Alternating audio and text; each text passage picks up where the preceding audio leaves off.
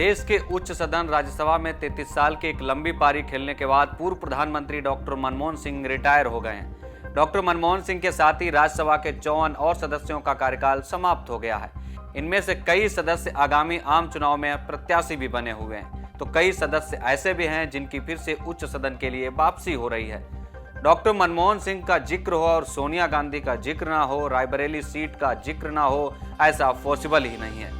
एक तरफ जहां यूपीए सरकार में प्रधानमंत्री रहे डॉक्टर मनमोहन सिंह राज्यसभा से रिटायर हो गए, तो वहीं दूसरी तरफ यूपीए की चेयरपर्सन रही इंडियन नेशनल कांग्रेस की पूर्व अध्यक्ष सोनिया गांधी उच्च सदन में डेब्यू करने के लिए तैयार हैं। बता दें कि अभी तक सोनिया गांधी परिवार का गढ़ रही यूपी की रायबरेली सीट से 4 बार चुनाव लड़कर जीत हासिल की है।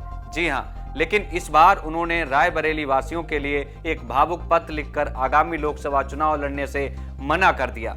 सोनिया गांधी ने ऐसा न करने के पीछे अपनी ढलती उम्र और बिगड़ी तबीयत को वजह बताया है। फिलहाल अभी सोनिया गांधी पहली बार राजस्थान से राज्यसभा पहुंची हैं। इस बार अपनी दादी यानी इंदिरा गांधी के द्वारा तैयार की गई रायबरेली की सियासी जमीन पर पोती प्रियंका गांधी को उतारने की तैयारी चल रही है।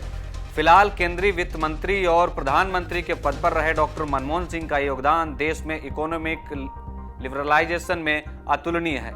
एक तरीके से यूं कहा जा सकता है कि डॉक्टर मनमोहन सिंह भारत में आर्थिक उदारीकरण के मुख्य कर्ता धर्ता हैं। जब जब अर्थव्यवस्था की बात होगी तब तब डॉक्टर मनमोहन सिंह का नाम लिया जाना लाजमी होगा। प्रधानमंत्री के रूप में उनके 2 कार्यकालों पर लोगों की भले ही आलोचनात्मक राय हो सकती है, लेकिन इस तथ्य से कोई इनकार नहीं कर सकता कि भारतीय अर्थव्यवस्था को बचाने और बढ़ाने में उनका योगदान बहुत अहम है।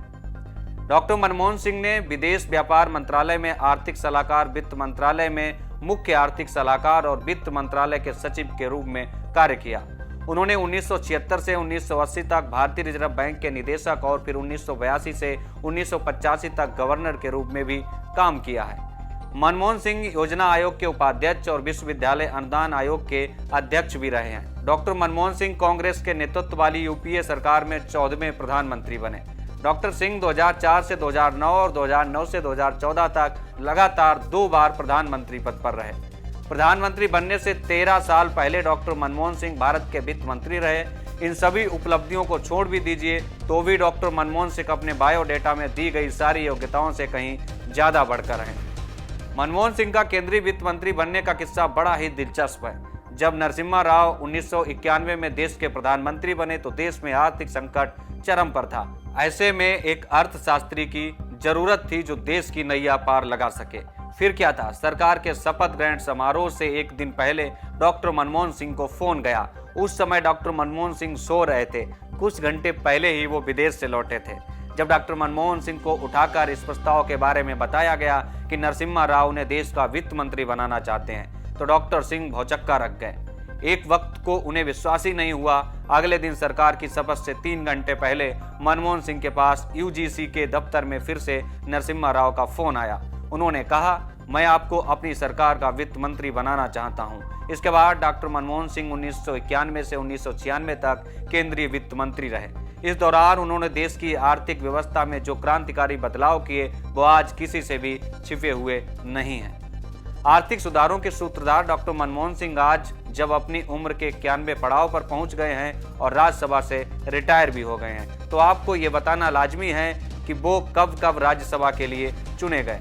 डॉक्टर मनमोहन सिंह पहली बार 1991 में राज्यसभा पहुंचे। इसके बाद वे 1995 साल 2001, 2007, 2013 और 2019 में फिर से राज्यसभा के लिए चुने गए। राज्यसभा में सांसदों के विदाई समारोह को संबोधित करते हुए प्रधानमंत्री नरेंद्र मोदी ने डॉक्टर मनमोहन सिंह की तारीफों में पुल बांध दिए थे। पीएम ने कहा था, मैं विशेष रूप से माननीय डॉक्टर मनमोहन सिंह जी का स्मरण करना चाहूंगा। 6 बार इस सदन में वो अपने मूल्यवान विचारों से और नेता के रूप में भी और प्रतिपक्ष में भी नेता के रूप में उनका बहुत बड़ा योगदान रहा है। वैचारिक मतभेद, कभी बहस में छिटाकशी, वो तो बहुत अल्पकालीन होता है, लेकिन इतने लंबे अरसे तक जिस प्रकार से उन्होंने इस सदन का मार्गदर्शन किया है, देश का मार्गदर्शन किया है, वो हमेशा हमेशा जब भी हमारे लोकतंत्र की चर्चा होगी तो कुछ माननीय सदस्यों की जो चर्चा होगी उसमें माननीय डॉक्टर मनमोहन सिंह की योगदान की चर्चा जरूर होगी।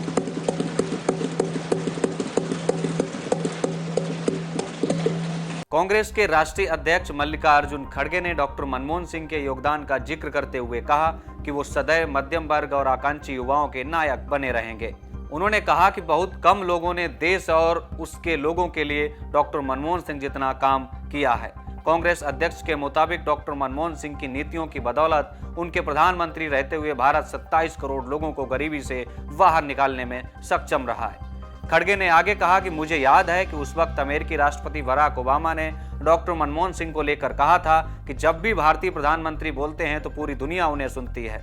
बहरहाल एक अर्थशास्त्री पूर्व प्रधानमंत्री डॉक्टर मनमोहन सिंह के बारे में जितना हमने आपको बताया है वो उनकी उपलब्धियों का एक छोटा सा अंश है। डॉक्टर सिंह एक संपूर्ण व्यक्तित्व हैं। लोकतांत्रिक देश में आलोचना किसी की भी की जा सकती है। तो ये जानकारी इकट्ठा की थी हमारे सहयोगी मोहम्मद खुशनूर ने। आज के लिए इतना ही। आप देखते रहिए पंजाब केसरी टीवी। नमस्कार। हमसे जुड़े रहने के लिए हमारे YouTube चैनल को सब्सक्राइब करें और नई वीडियो की नोटिफिकेशन के लिए बेल आइकॉन को दबाएं।